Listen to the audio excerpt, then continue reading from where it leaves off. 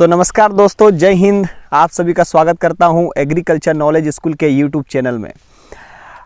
परागण की हम आज बात करने वाले हैं। फसलों में विभिन्न फसलें, चाहे मक्का हो या हम विशेष तौर पर बात करते हैं मिर्ची फसल की, बात करते हैं हम चना आप लगा रहे हो या कोई भी ऐसी फसल लगा रहे हो जिसमें परागण का एक अपना महत्व होता है।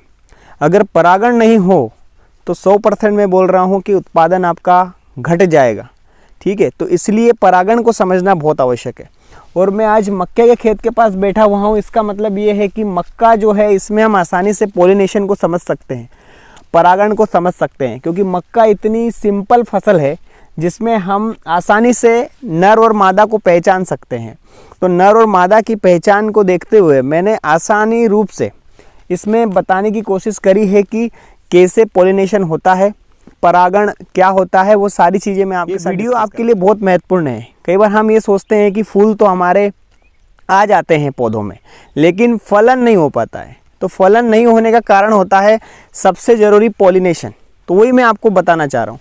तो मक्के में हम बात करते हैं, मक्का स्पेशली, तो इसमें ऊपर वाला जो ये भाग देख रहे हो आप, ये वाला भाग, इसको अंग्रेज़ी में टेसल बोलते हैं। इसको अंग्रेज़ी में हम टेसलिंग बोलते हैं या इसको नर भाग हम बोलते हैं। देखोगे तो आप यहाँ पर पोलन ये जो दिख रहे हैं छोटे छोटे, ये जो कहलाता है हमारा टेसलिंग कहलाता है, या इसको हम टेसल बोलते हैं। हिंदी में नर भाग या नर मंजरी बोलते हैं।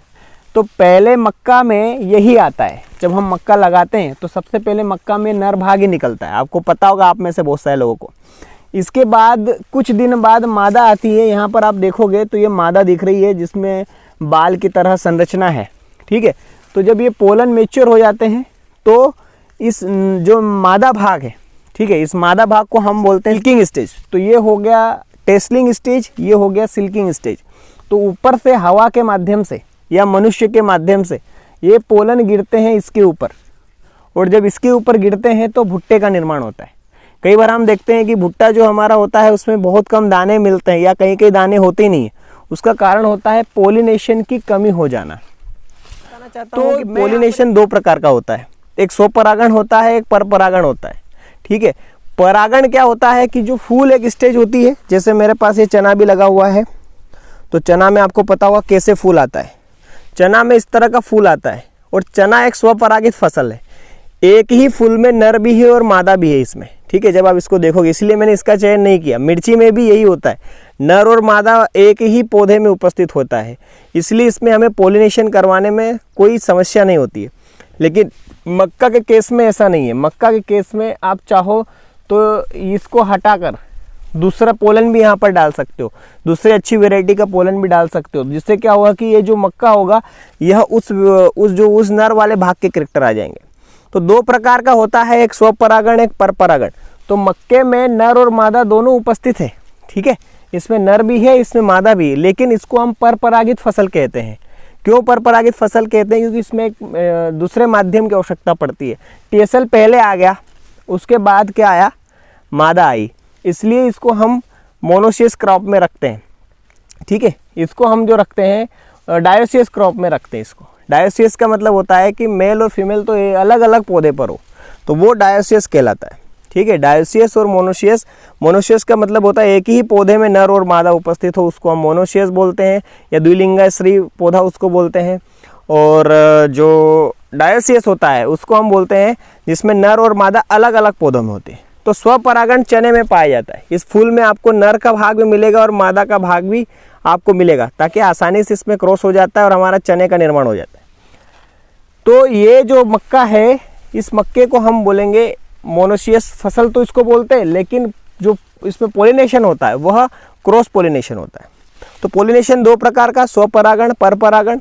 स्वपरागण मतलब फूल की एक स्थिति आप देखोगे तो स्टिग्मा पर जब नर भाग पहुंचता है और एक ही पौधे में नर और मादा दोनों उपस्थित होते हैं, तो वो हमारा स्वपरागण कहलाता है। एक ही पौधे के एक ही फूल में नर और मादा होते हैं तो उससे हम ऑटोगेमी कहते हैं। और एक ही पौधे के दो फूलों में अलग अलग मादाएं हैं और नर है तो उसको हम बोलेंगे गिटनोगेमी। तो स्वपरागण की फसलें कौन कौन सी? हमारी मिर्ची हमारी स्वपरागित फसल है, तो इसीलिए हमें कैल्शियम, बोरान, इन तत्वों को परागण के लिए देना चाहिए स्वपरागित स्पेशल में।